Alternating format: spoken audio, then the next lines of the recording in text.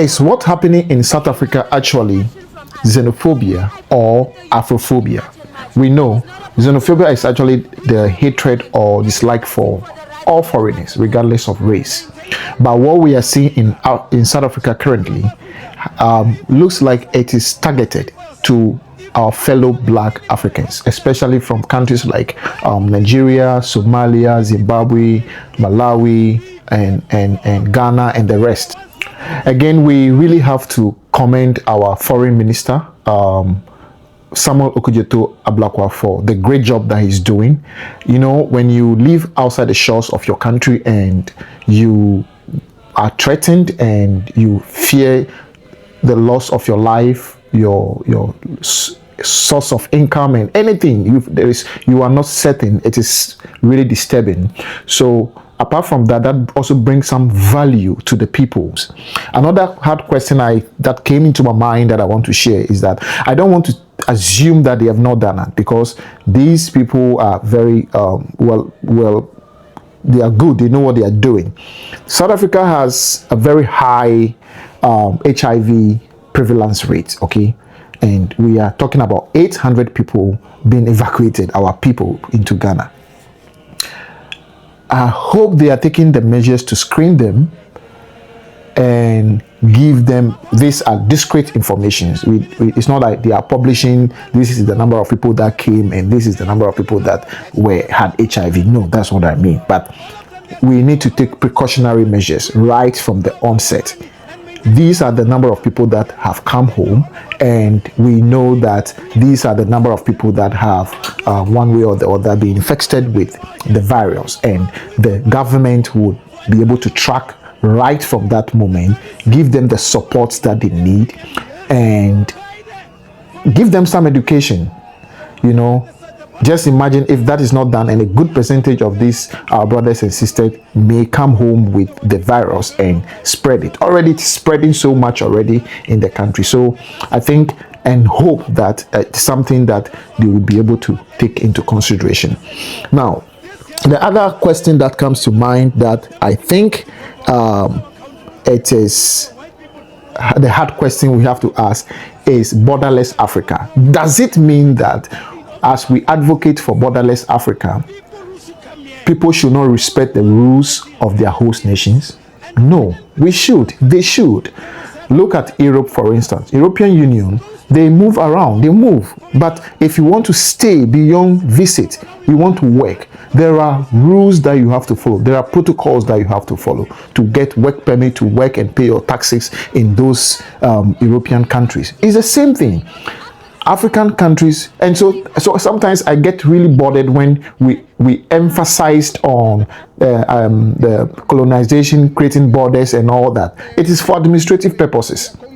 Just imagine the whole of Africa is one nation, and even the smaller nations, look at how we struggle to manage our people. So we should move beyond that. Europeans have borders, they have countries. You get it. So we should move beyond that.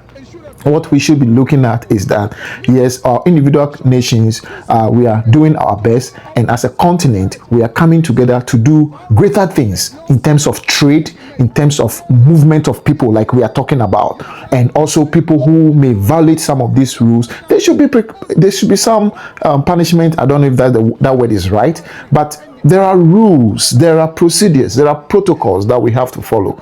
So in my own opinion, the fact that we are advocating for a borderless Africa doesn't mean that people should abuse the privileges that our neighboring countries, because they are sovereign states, but we want to come together and trade and move and for tourism and all that. This is fine, but we still have to be able to respect the rule. For instance, we shouldn't be too emotional about this. South Africans, the issue with South Africa would be that because the individuals are taking the laws in their own hands, and that is where the problem is.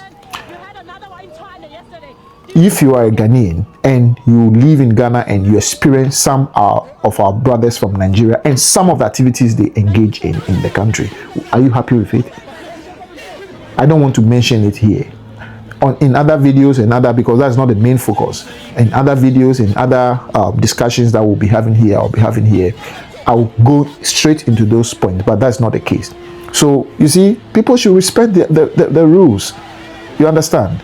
Yeah. So the next one has to do with African Union. What is African Union actually doing about this?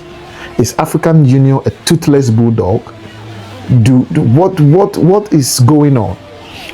You are a youth, you are a young person. What discussions are we having so that our African Union would become a better tool for the development of our continent? Are we just going to be on TikTok and the rest and have fun and play all day? There is place for entertainment, but guys, we are joking. Look at Nigeria for a case. If Nigeria gets it right, Nigeria has over 250 million population.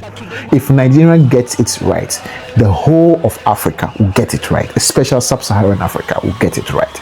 And for instance, you go on YouTube and you see comparison between Ghana and Nigeria. No, Nigeria should be far ahead, doing greater things. Look at Nigeria. As we speak, there are about 50 school children and their teachers who have been kidnapped. And you see the celebrities and the big guys and the politicians are talking about other things. That is a state of emergency. That is a state of emergency. So Nigerians, for example, look, as we are speaking about South Africa and we are talking about what they are doing and whatever, look, go back. They say go back to your home. Any serious person, anybody who respects himself, who comes to your home and he's being told that your welcome is over, you've overstayed your welcome, go back. If you respect yourself, you go back. The guys say go back and fix your country. So let's go back to our homes and fix our countries. We can do it. You can't be crying over somebody saying go back, stop your business, go to your country and fix your country, and then you don't do that, but you cry over it, make all drama over it, but you don't make any video, you don't fight, you don't complain. The whole of if the Nigerian celebrities and all those big wigs are putting their voice together, the government will sit up. You can have 50 of your children and your workers, your teachers who take care of them, kidnapped. And I saw a video recently and the woman was saying that, look, the government should not allow the soldiers to come because the soldiers are threatening to kill. They've killed 2 already, and that the government should negotiate with the bandits. What kind of country? What is that? We can do better, Africa. We can do better. Trust me, if Nigeria gets it right, the whole of Africa will get it right. That's not the main focus here, but I'm so passionate about some of these things that anytime I begin to talk about Africa, some of these things come in. So please, let's fix this continent. If you've lived in the diaspora and you've lived back home before, you will know the difference. That if things are better, or things, if we could do a little better, look, Africa is the best continent. The best continent you can ever talk about. So, African Union, let me know your thoughts about African Union in the comment section, what you think. This forum will discuss social, economic, and political issues that affect our continent of Africa. Be part of it. Like, share, and let the conversation keep on going. Thank you. See you.